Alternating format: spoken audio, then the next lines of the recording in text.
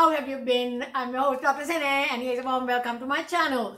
Today I thought of sharing some information with you about a horrific crime and social media's involvement that caused further pain to everyone who could understand how horrific it is to make murder a social media circus. Guys, I hope you give me a like and subscribe to my video to support my channel.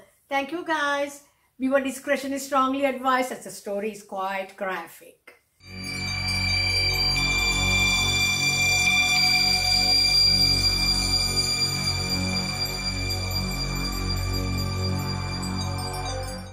Let's get into this straight away. Bianca Michelle Devins, also known as Bianca Ahren, was born on 2nd October 2001. She was a 17-year-old teenager from New York when she met 22-year-old Brandon Andrew Clark on Instagram in April 2019. Clark began following her on the website and they later met in person, with Clark attending her high school graduation party. Bianca is said to have thought of him as a friend, though she was aware that Clark wanted more, occasionally calling himself a boyfriend, despite Bianca saying otherwise. Bianca had even explained to her mother, Kim, that she did not wish to date Clark. Guys, I don't know how close they were. One of Bianca's sisters had even called him a trusted family friend. Now guys, there's information in my copious notes I have made on this case that Bianca was into drugs and that Clark was supplying her with drugs. There were fears expressed by those who cared about Bianca that Clark may have been sexually exploitative of her while they were reportedly high on drugs. These are speculations. Everyone who knew them knew that Clark was obsessed with Bianca Devins. He had saved photos of her and surveyed her social media profiles repeatedly, sending her messages, and that apparently annoyed her. Guys, Bianca was a pretty young teenager with a small Instagram following under the name @ESCTY. Now, if we look into Bianca's background, guys, we would find out that her father was not a good man. Obviously, she had little contact with him. Bianca was enrolled at Mohawk Valley Community College in Utica to study psychology. Guys, Bianca was allegedly struggling with mental illness, suffering depression and anxiety and a few other issues. She was so depressed that she had also been known to entertain ideas of self-harm. Therefore, she had been put under month-long psychiatric care. My research also pointed to the fact that Bianca was in a mental health clinic from October 2018 to February 2019. Who was Brandon? Brandon Andrew Clark grew up in an unstable household where violence was a common feature. His violent father was a horribly violent, horrid man who regularly abused Brandon's mother, once holding her at knife point for several hours. Brandon was therefore placed in state foster care. Brandon Clark did have an amiable and pleasant personality, and even Bianca's mother described him as charming and polite. He was noted, though, by many to have an obsessive personality, and his fixations with Pokemon and Lolicon made several people think it was really weird and out of control. Bianca was often lonely and often isolated by her mental illness, so she found refuge in online communities such as on Discord and 4chan. On 4chan, reportedly, Bianca had met a romantic partner a few years before, who later shared her sexually explicit photos when she was only 15. Back to 2019 now, guys. After their face-to-face meeting, Clark was becoming obsessive with Bianca and was sort of stalking her. Now, let's get on to 13th of July 2019. On this night, Canadian singer Nicole Dollanganger was performing in a show in New York City that was attended by Bianca, Clark, and another male friend of theirs named Alex. It is reported that after the show, All three smoked weed and Bianca was in Clark's car as he was supposed to be driving her home. Bianca was confronted by Brandon about a kiss between her and Alex during the concert. Guys, now we come to a point where something really frightening happens. Clark was livid with Bianca for kissing another guy, as in his mind, Bianca was his girlfriend. So they had an argument in the car. Bianca had pointed out to Clark that they were not in a relationship. His obsession had consumed him and he was enraged and he began violently assaulting her. Brandon Clark had lost all control. Guys, Brandon Clark in his frenzy eventually ended up slicing Bianca's neck with a long knife he had with him, which was hidden under his seat.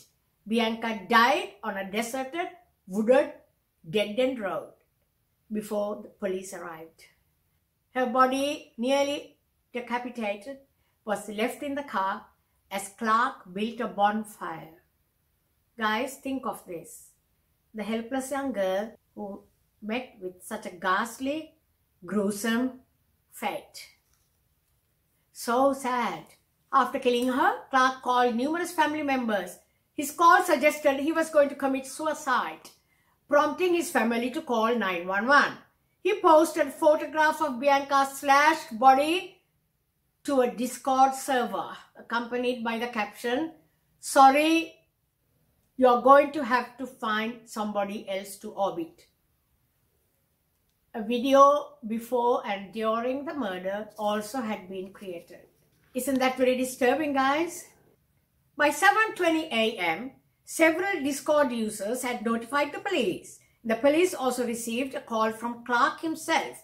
In his call to the dispatcher, Clark said, "My name is Brandon. The victim is Bianca Michelle Devins.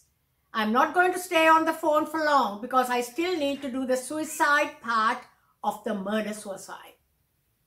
Upon the arrival of the police, Brandon Clark stabbed himself in the neck and attempted suicide. He laid across a green tarp, concealing Bianca's body, live streaming and posting more photos online. A suicide note and message was found. Isn't that disgusting, guys? A suicide note and message was found. "May you never forget me," said the note. Clark was charged with second-degree murder of Bianca Devins. Knives, rope, and multiple tools were found at the scene of her murder, pointing to the police that the murder was premeditated. Police Sergeant Michael Curley believed Clark desired fame. Oneida County Assistant District Attorney Sarah DeMella claimed that Clark has given various reasonings to multiple people. Bianca's funeral took place on July 19th. A vigil for her was held on July 15th and another vigil was held for her later in July 2020. Now guys, let's look at how social media was used by cruel people who actually laughed at the pictures of Bianca's slashed corpse. Can you believe this?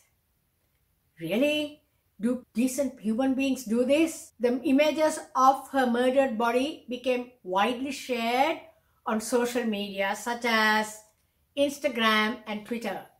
They gained traction on the website 4chan with hundreds of posts praising Clark for committing another 4chan murder and mocking Bianca's previous usage, an eagle image.